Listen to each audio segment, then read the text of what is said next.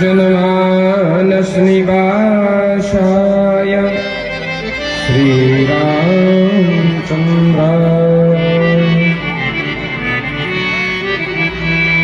ध्येयं सदा परिभ्रमभीष्टदोहम् तीर्थास्पदं शिविरञ्चनुतं शरण्यम् भक्त्यादिहं प्रणतपाल भवादिपोक्त्यं वन्दे महापुरुषते चरणारविन्दम्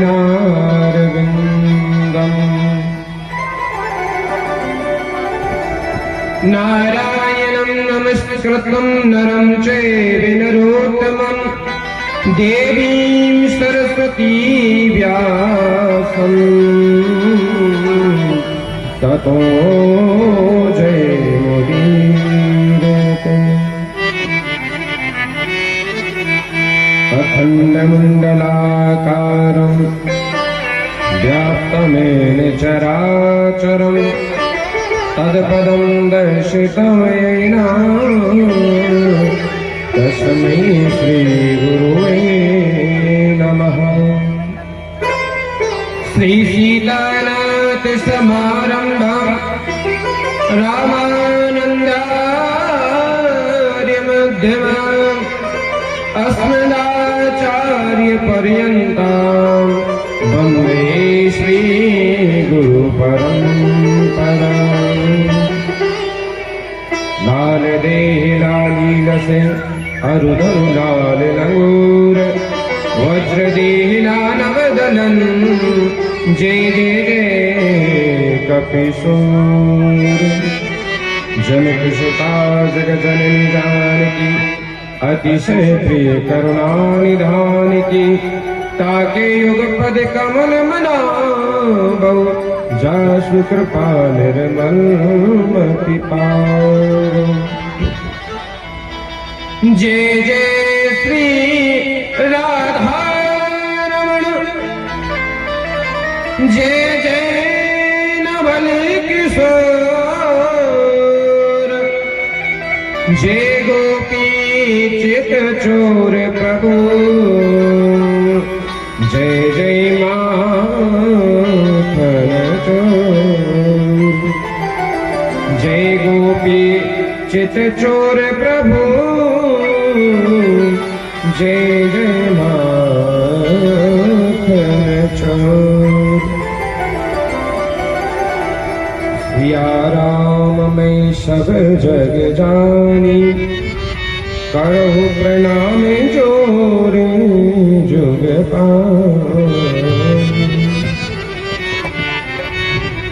बोलिए बाके बिहारी लाल की भागवत महापुराण की यज्ञ नारायण भगवान की अनंत बलवंत हनुमंत लाल जी महाराज की शिव शंकर भगवान की यज्ञकर्ता व्यास जी महाराज की सभी संतों की सभी भक्तों की जय जय श्री राधे।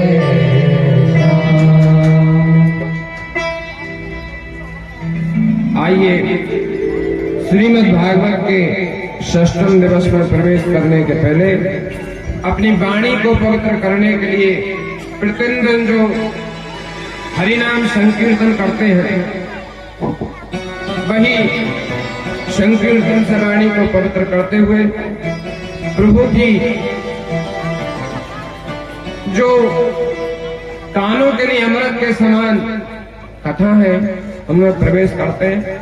आज हमारे टेढ़े टांग वाले बांके बिहारी का विवाह है और वृंदावन से बारात आने वाली है। आइए सबसे पहले भगवान का नाम लेते हैं। जय जय राधा रमण हरि बोल जय जय राधा रमण हरि बोल जय जय राधा रमण हरि बोल।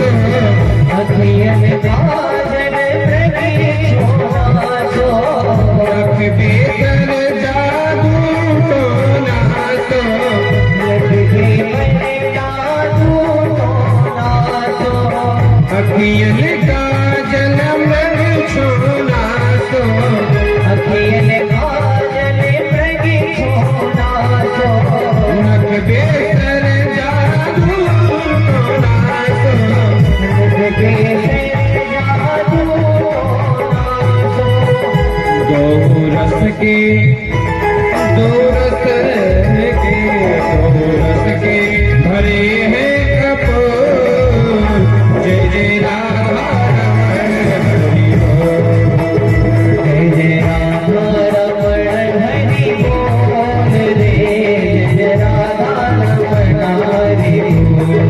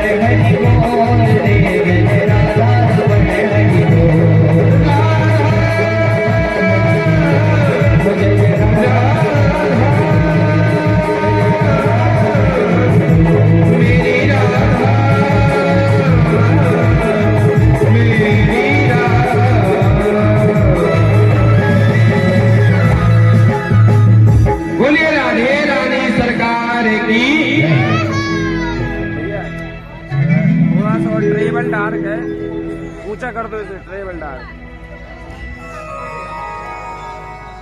क्योंकि एकदम झनकार नहीं आ रही।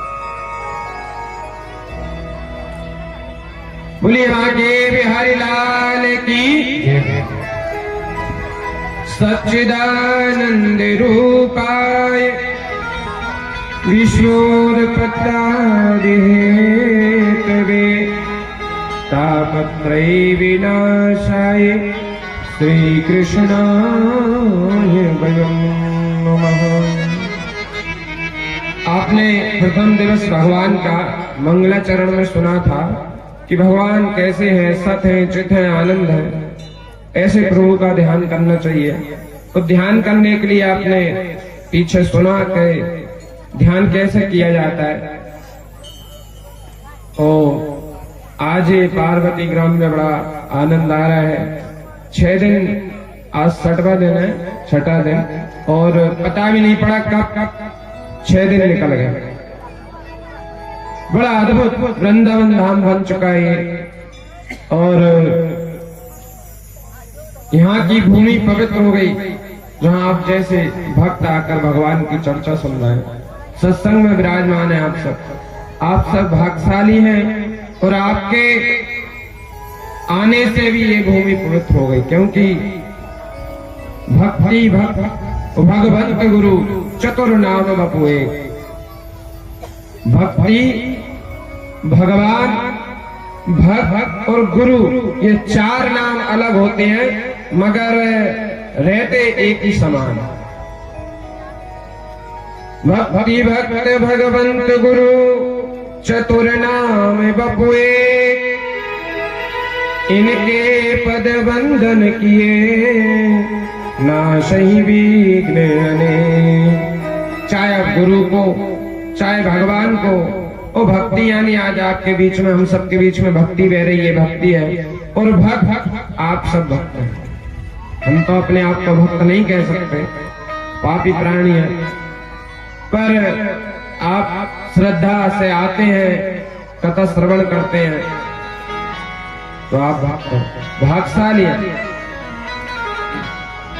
और होना भी चाहिए।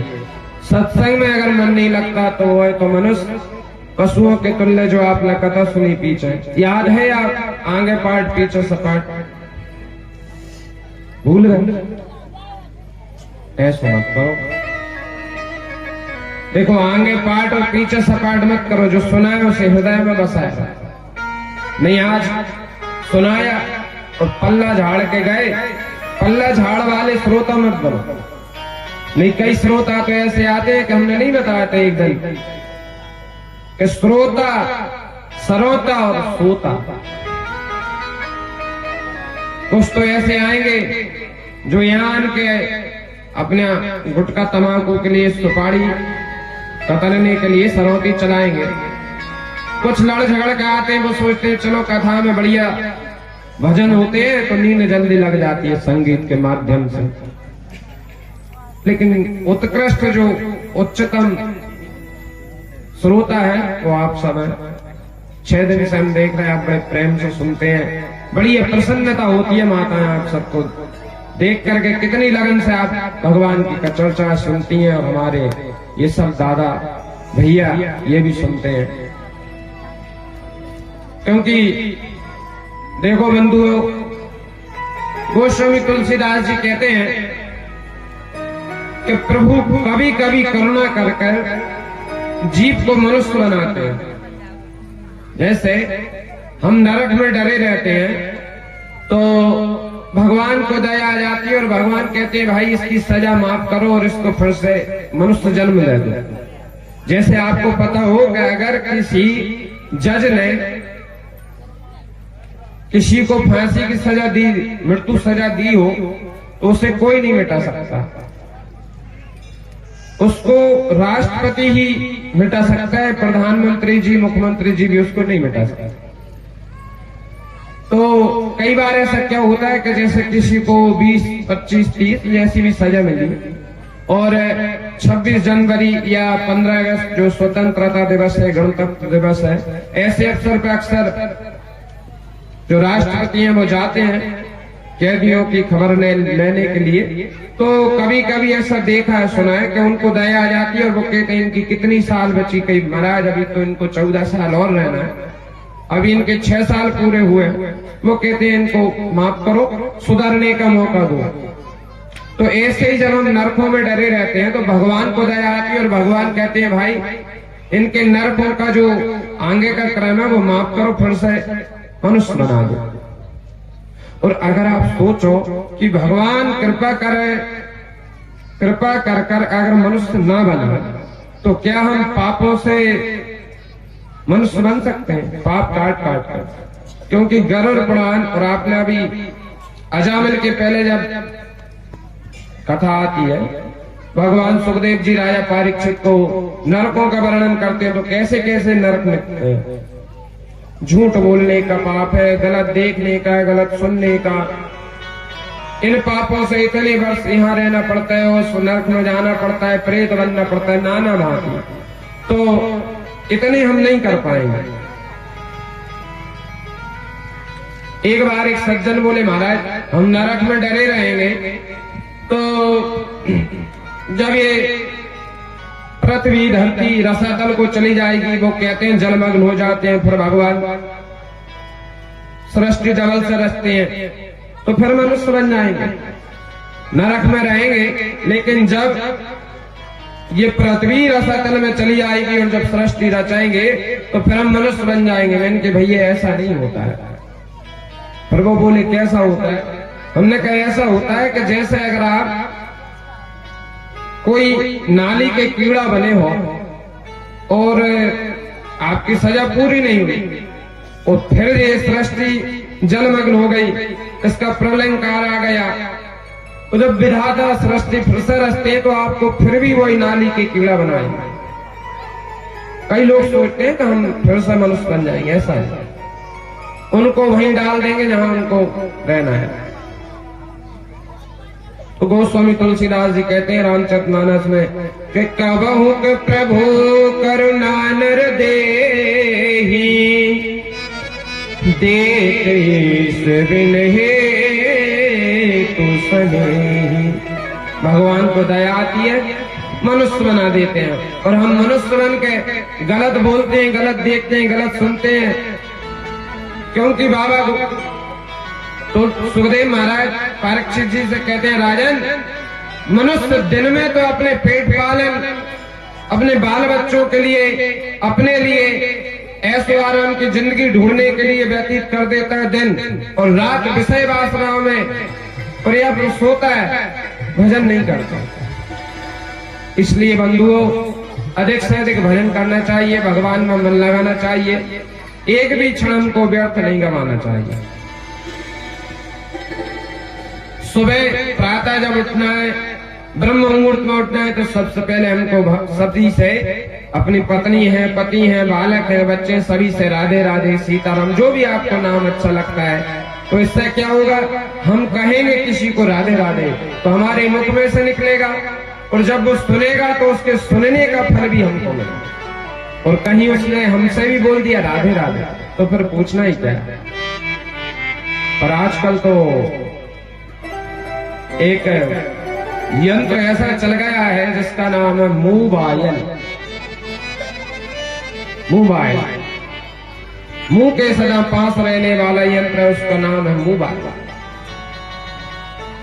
सुबह जब उठते हैं ना तो सबसे पहले उन चेक करते हैं किन किन के मैसेज आए, और वहीं से ही कहते हैं चाय ले आओ। चाय बिस्तर पे ही बैठे बैठे पीते हैं। और तो और ऐसे चल रहा है कि बिस्तर पर ही भोजन चल रहा है। ये बहुत बड़ा पाप है। बिस्तर जो सोने का हमारा बिस्तर है, उन पे भोजन, चाय, पानी ये सब करना पाप की गिनती में आता है। अच्छा देखो, जैसे हमारे परम पूज्य व्यास जी महाराज है, संत भगवान, तो जो संत हैं, तपस्वी हैं, उनका जो बिस्तर होता है वो बिस्तर नहीं होता, वो होता है आसन। जो आसक्तियों को जीत कर अपने नीचे दबा ले उसको आसन कहते हैं, और जो विषय वासनाओं में तल्लीन रहे उसको बिस्तर कहते हैं। विषयों में तल्लीन रहने पर बिस्तर, और हम लोग विषयों में तल्लीन हैं, इसलिए बिस्तर पर सोने पर ही सब कुछ वही भोजन, चाय, पानी, ये गलत है। भगवान का भजन करना चाहिए अधिक से अधिक, क्योंकि ये जीवन बार बार नहीं मिलता है। और जब ये जीवन चौथेपन में जाता है ना, बुजुर्ग बन जाते हैं, हाथ पैर काम नहीं करते, तब पछतावा होता है, काश हमने भक्ति पहले की होती।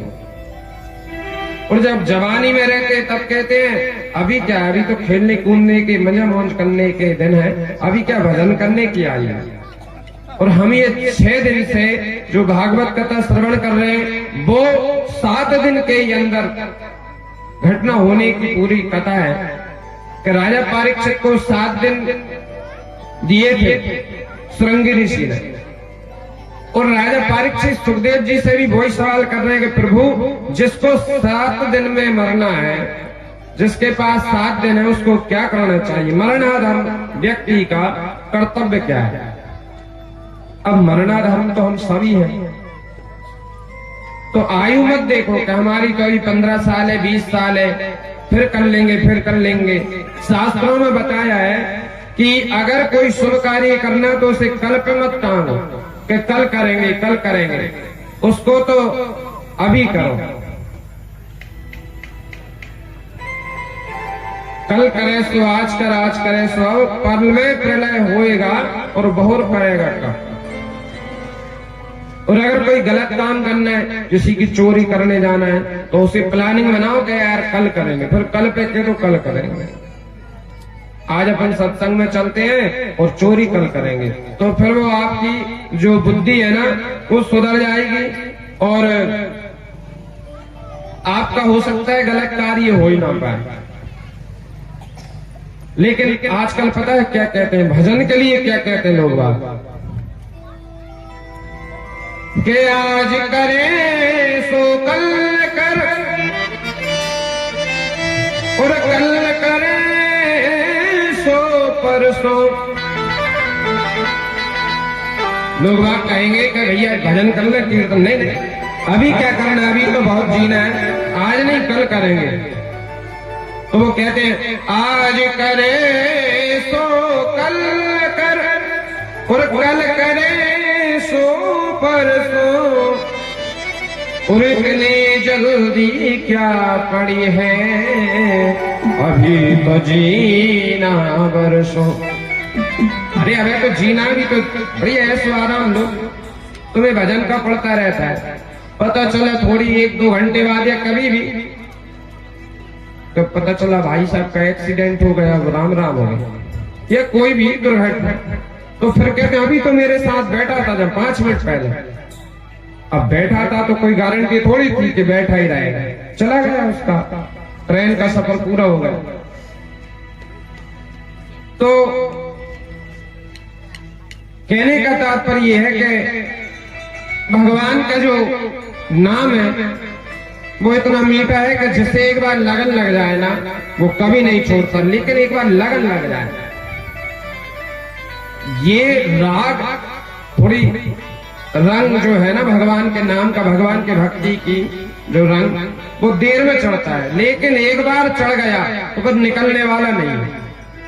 जैसे मीराबाई को चढ़ा, तो मीराबाई के जो ससुर थे उन्होंने उनको कितने प्रयत्न किए कि ये बाबाओं में ना बैठे, हमारी लाज जाती है, हमारे खानदान की नाक नीची होती है, विषय दिया, दुनिया भर के उन पर अत्याचार किए, लेकिन उनको तो लग गया। वो तो भगवान की भक्ति में ऐसी मग्न है कि अब तो कुछ हो जाए भगवान को नहीं छोड़ना। किसी ने पूछा तो वो कहते हैं तेरी मैं तो प्रेम दीवानी, मेरो दर्द न जाने कोई।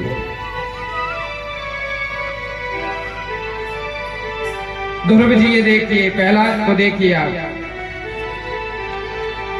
तो ये भक्ति का रंग थोड़ा देर में चढ़ता, बस एक बार चढ़ जाए फिर उतरता नहीं है। जैसे आपकी कुंडली देखकर कोई ब्राह्मण देवता बताते हैं कि भाई आपका ये ग्रह जो है वो गड़बड़ है, आपकी ये ग्रह की दशा चल रही है। कुंडली तो जानते हो आप लोग? नहीं जानो कुंडली? हाथ तो उठा दिया करे कम जानते थे, हमें ऐसा लगता है कम जानते। कुंडली यानी ज्योतिष में जो फलादेश निकालते हैं कुंडली का, किस समय जन्म हुआ है, किस नक्षत्र में हुआ है, किस गांव में हुआ है, किस दिन हुआ है, फिर उसके अनुसार ज्योतिष निकालते हैं, तो उसमें आता है भविष्य का पूरा क्या होगा क्या नहीं होगा ये सब। तो वो ग्रह जब लग जाते हैं ना तो व्यक्ति को जब बताते हैं तो वो घबरा जाता है। लेकिन महाराज कृष्ण ग्रह ऐसा है, एक बार लगता नहीं और लग गया तो आप खुद छुटाओगे ना, तो दूर हट जा तो भी नहीं।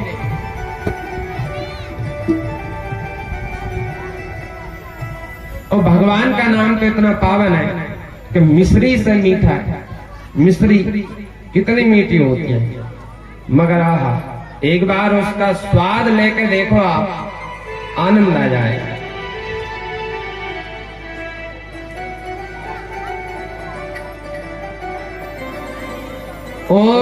राधा रानी को हमारी श्यामा प्यारी को, हमारी बरसाने वाली राधा रानी जो हमारे ब्रज की रानी है। देखो पूरे देश प्रदेश सब में राजाओं का राज चलता है।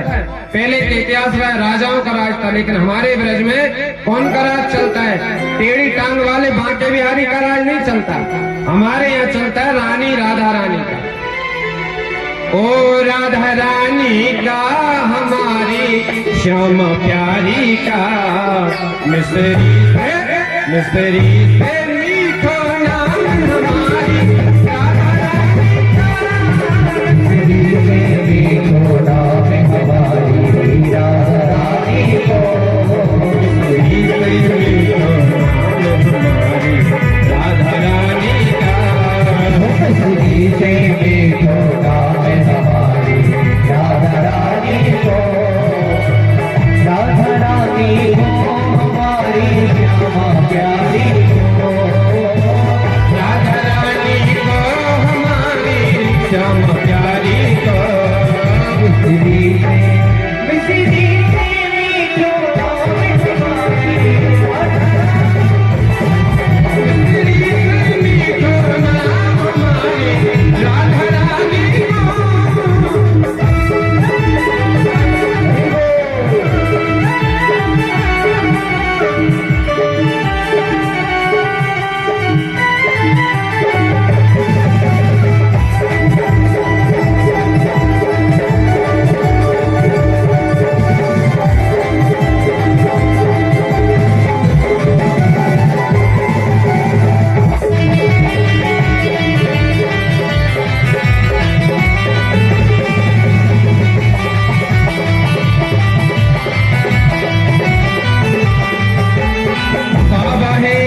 सुभान कुंवर जी मैया कीरती, बाबा है विषभान कुंवर जी मैया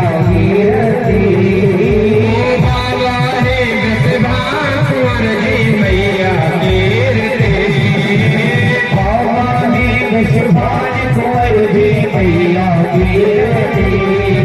अरे ब्रज में अरे ब्रज में अरे ब्रज बरसानो भाव हमारी राधा रानी को, अरे ब्रज बरसानो भाव हमारी राधा रानी को।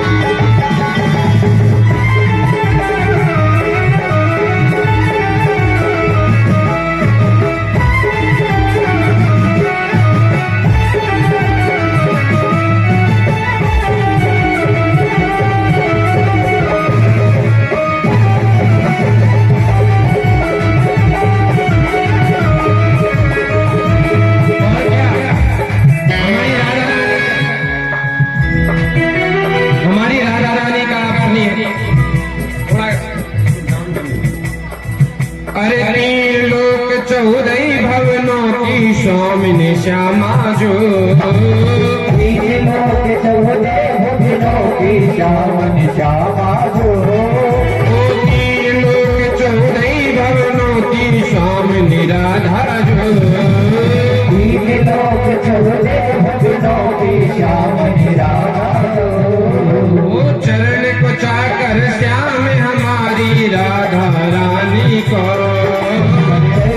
सागर श्याम धनी राधा रानी को, मिसरी से मीठो नाम हमारी राधा रानी को, मिसरी से मीठो नाम हमारी राधा रानी को।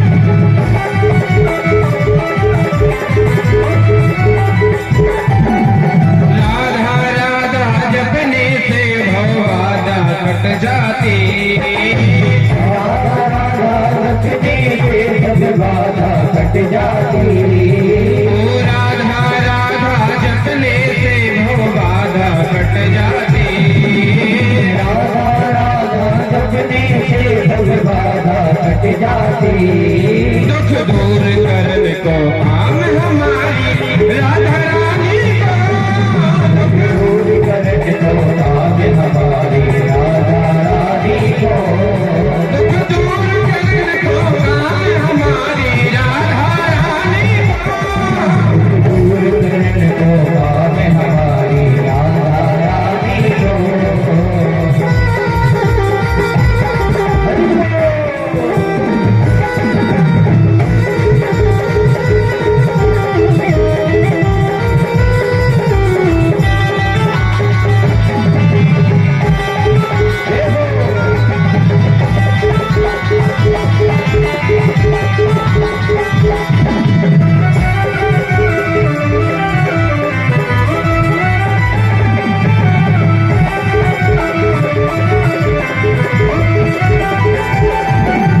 राधा रानी को हमारी श्यामा प्यारी को, राधा रानी को हमारी श्यामा प्यारी को, राधा रानी को हमारी श्यामा प्यारी को, राधा रानी को हमारी श्यामा प्यारी को। मिश्री से मीठो नाम हमारी राधा रानी मिश्री से मीठो नाम हमारी राधा रानी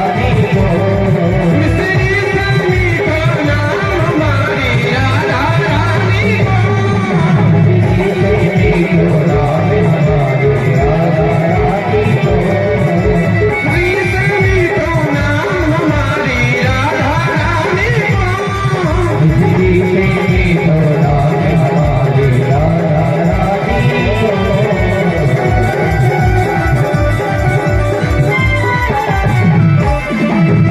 बोलिए राधा रानी सरकार की। हमारी ब्रज की जो रानी है वो राधा रानी है। और आपको एक बात बताएं मैया और दादाजी, आपको भी बताएं एक बात खुशखबरी है कि आज हम ताली बजाने की और नचने की नहीं बोलेंगे कोई से, क्यों नचने की। आज हम नृत्य करो एक भी बात नहीं कहेंगे। अब भगवान ने हाथ दे हो में ताली बजाए, शरीर नचवे वालों दो तो नच ले भगवान के कीर्तनों में, हम काहे हो मुंह खराब करें बार बार बोलकर। इसलिए यहाँ पे एक खुशखबरी है, हंस लो के आज हम नहीं बोलेंगे आप। भैया थोड़े ऐसा करो कि थोड़ी हैवी आवाज हो। अब इन लोगों ने छद्दा रही है नहीं, हैवी बोल रहे हैं, हैवी बड़ा और तुम भाई सारा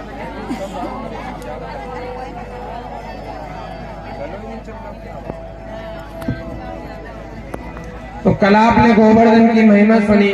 भगवान गोवर्धन की पूजन कराते हैं, पूजन नहीं हुई तो उन्होंने एक दूत को भेजा कि जाओ ब्रज में, और पूजन क्यों नहीं हुई अभी तक, वो क्यों नहीं मिला हमें।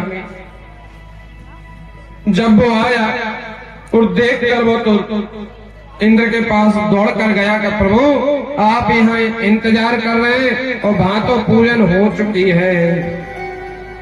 कई किसकी, कई एक वो ग्वाला है कृष्ण, वो किसी पहाड़ गोवर्धन की पूजन करा रहा है।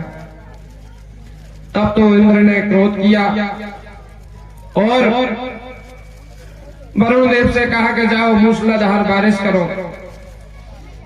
तो आज ब्रज में इतनी मूसलाधार बारिश हुई, 7 दिन 7 रात हाहाकार मच गया। सभी ब्रजवासी भगवान की शरण में गए। अरे लाला, तेनो कहो कि तेरो देवता सबकी रक्षा करे, पर ये क्या। कान्हा बोले रुको मैं अपने देवता से बात करूं। जो भगवान ने ध्यान लगाकर कहा कि मोकू देवता ने बताओ कि छाता के जैसे मुकुल उठा लो। तभी सब लोग कहने लगे दारी के इतना बड़ो देवता तेरो कैसे उठेगो। भगवान कहते हैं जब देवता ने कहा है तो उठ ही जाएगा।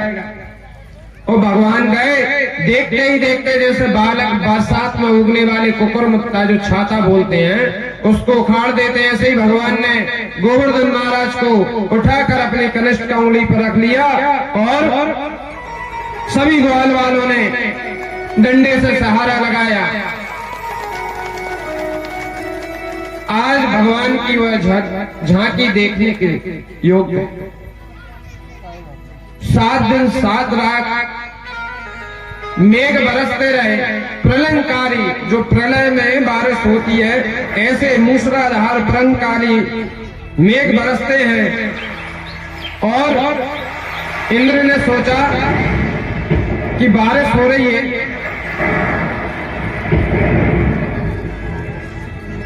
बड़ा संकट पड़ा होगा, चलो देखते हैं अपन। तो जैसे ही इंद्र ब्रज आए तो क्या देखते हैं कि वहां तो ब्रज में एक बूंद भी पानी का पता नहीं, सूखा पड़ा हुआ है। परीक्षित जी कहते हैं महाराज ये कैसे हो गया? सुखदेव जी कहते हैं राजन ये भगवान की लीला है, ये भगवान की लीला है। भगवान इंद्र का मान मर्दन करने के लिए आज ये लीला की।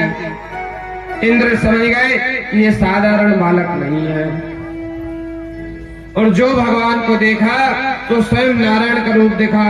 इंद्र ने आकर भगवान से क्षमा याचना की। अयं इंद्रो हि देवानां त्वं गतामिन्द्रता गता गोविन्दयति लोके त्वां गायस्यन्ति भुवि मानवा। हे गोविंद मेरे अपराधों को क्षमा करो, मैंने आपको पहचान नहीं पाया। और इंद्र ने आज भगवान का एक नया नाम दिया, गिरधारी। गिर यानी पर्वत को बोलते हैं, और जो धारण करने वाले हैं उसको गिरधारी।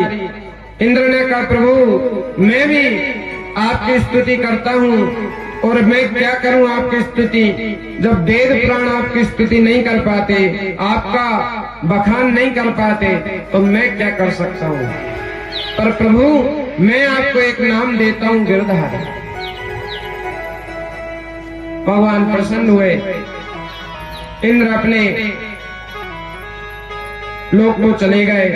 यहाँ पर ब्रजवासी कहते हैं बाबा तेरो लाला साधारण नहीं है, ये तो कोई नारायण है, राम है, नारायण है, ये कोई तेरो बालक नहीं है। एक दिन नंद बाबा का एकादशी व्रत था, और वह अर्धरात्रि को ही उनको ऐसा लगा कि ब्रह्म मुहूर्त हो चुका है, उठकर यमुना जी में स्नान करने गए। और जब अर्धरात्रि में स्नान करने गए तो वरुण देवता, जो जल के देवता, उनके दूत उनको बंदी बनाकर वरुण लोक ले गए नीचे, क्योंकि कभी आधी रात अर्धरात्रि को जल में स्नान नहीं करना चाहिए, नदियों में वो विश्राम करते हैं। जैसे ही ब्रजवासियों ने कहा कान्हा बाबा को, बाबा तेरो जल में डूब गए हो, सभी ब्रजवासी दौड़े, भगवान दौड़े आए और यमुना जी में छलांग लगाई और सीधे वरुण लोक में पहुंचे। जब वरुण देवता ने देखा तो भगवान की स्तुति की, पूजन की, और भगवान कहते हैं एक तरफ तो आप हमारी पूजन करते हैं, दूसरी तरफ हमारे ही बाबा को बंदी बनाकर रखते हैं। तब तो वह वरुण देवता ने अपने दूतों को डांटा और भगवान से प्रार्थना की कि इनको पता नहीं था कि ये आपके साक्षात ब्रह्म के पिता हैं। जब वो भगवान बाबा को लेकर आए तो ब्रजवासी कहते हैं लाला तू साच साच कह, तू देवता है, नारायण है, कौन है? देख कन्हैया तू भगवान हो तो चुपचाप हमें बताए दे, हम काऊ के ना खाएंगे। भगवान बोले अच्छा तुम्हें मैं कौन लगता हूँ? मैं तो तुम्हारे ही बीच में रहने वाला एक छोरा हूँ, बालक हूँ, तुम्हारे ही सका हूँ। वो कहते हैं हमको तो विश्वास नहीं होता कि तू साधारण कोई बालक हमारा मित्र है, तू पक्के में भगवान है। भगवान कहते हैं तो फिर तुम क्या चाहते हो? तो सब कहते हैं देख लाला, अगर तू भगवान है तो सुना है बैकुंठ बहुत पवन पावन है, बैकुंठ में सब जाते हैं, हमको बैकुंठ के दर्शन करा दे।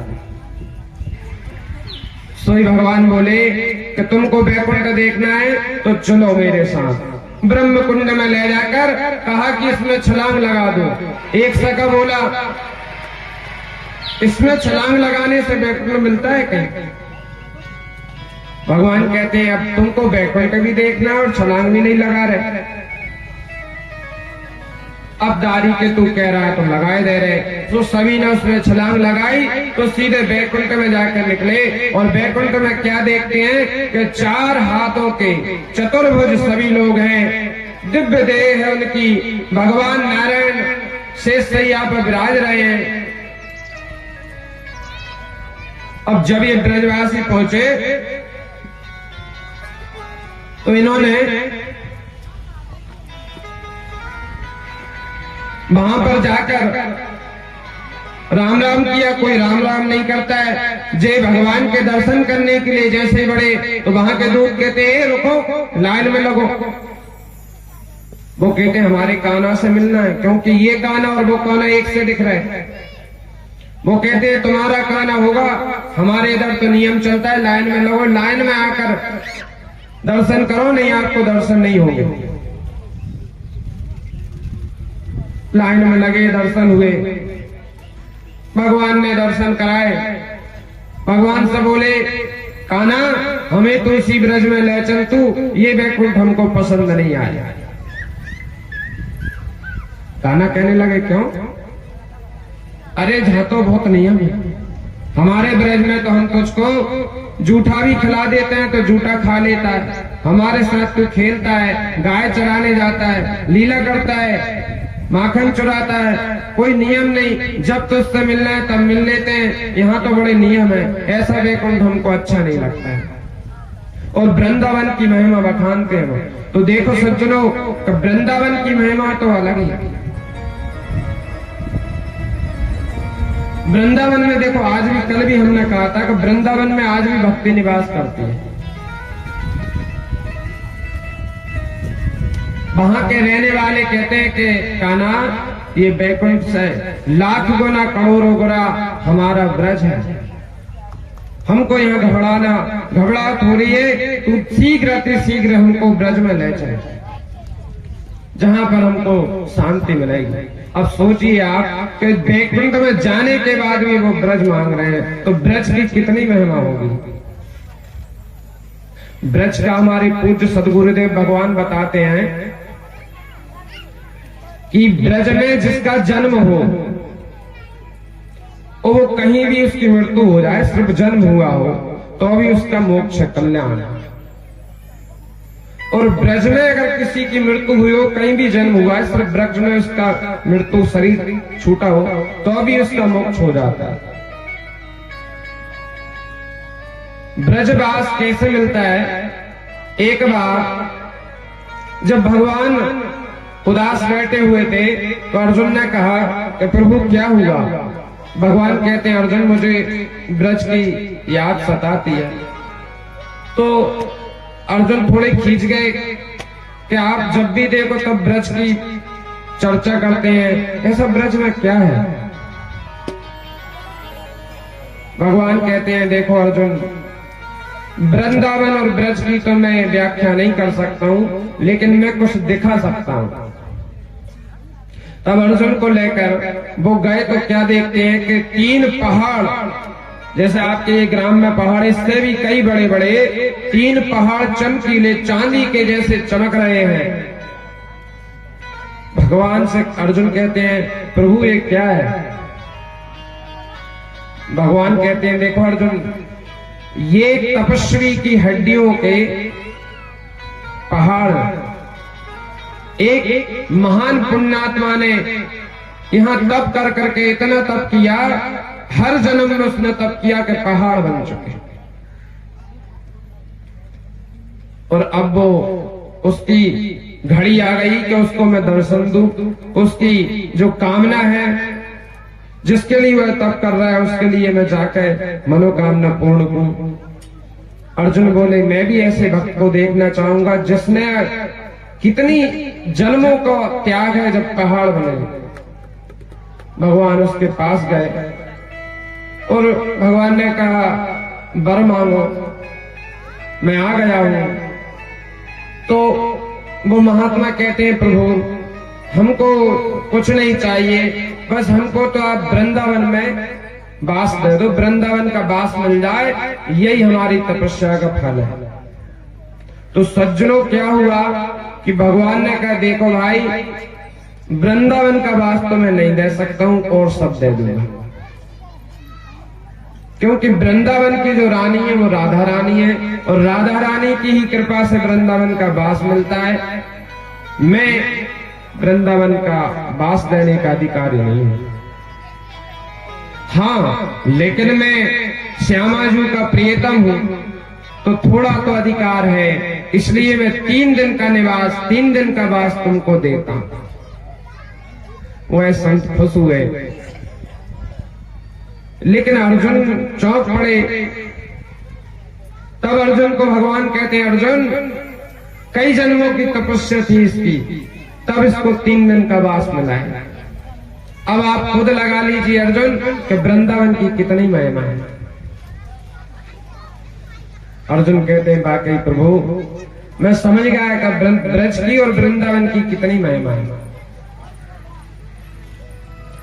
क्योंकि जहां आज भी कलयुग में भक्ति निवास करती और निवास ही नहीं करती, धूल में लेटती है, धूल में लेटती है। क्यों लेटती है? कि आप जैसे भक्त वहां आते हैं तो आपके चरणों की रज उससे लग जाए, उसके माथे लग जाए, ऐसी भक्ति महारानी ब्रज में लेटती है।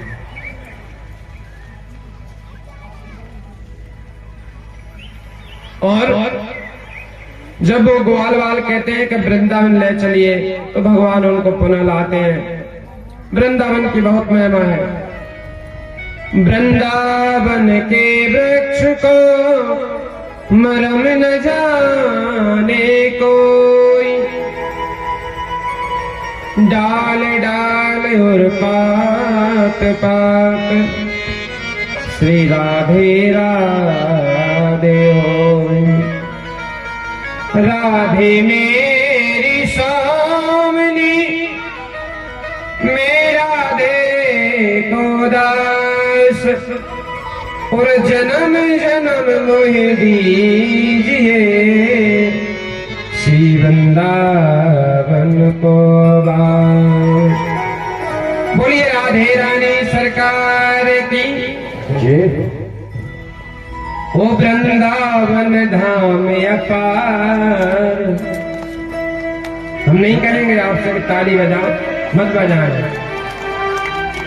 वृंदावन धाम अपार, जपे जा राधे राधे।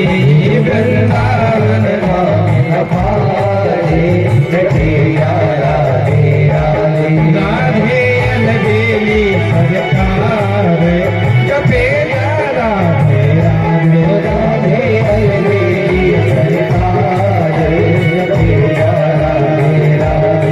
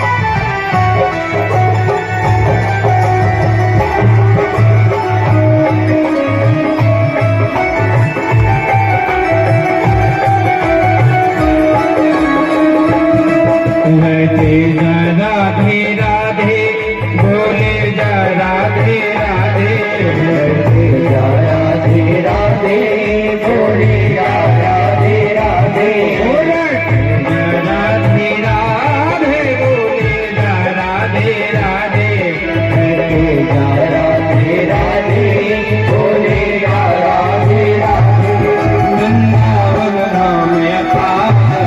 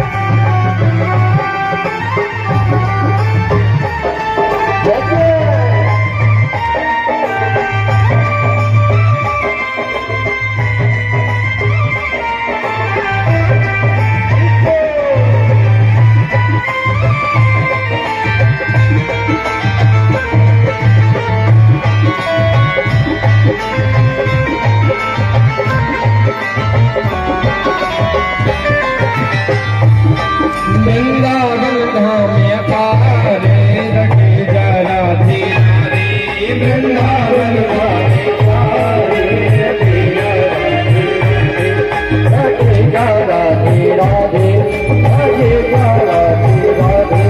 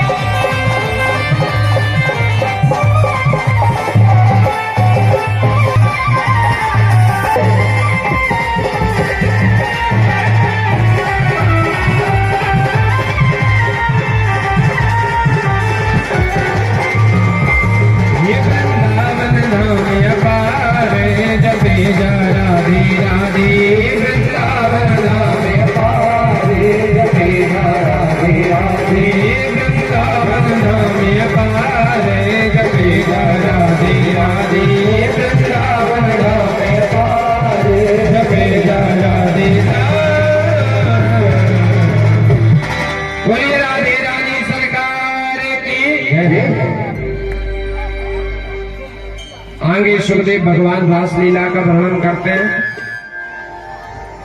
और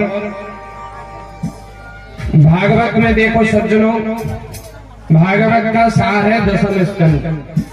दसम स्कंद में भी जो रास पंचाध्याय है वो सार है, और रास पंचाध्याय में भी जो गोपी गीत है उसको सबसे ज्यादा सार मतलब रस बताया गया है। तो अपन उसी की ओर बढ़ते हैं। भगवान की उस दिव्य ऐश्वर्य का दर्शन करने के बाद सुखदेव भगवान रास का वर्णन करते हैं।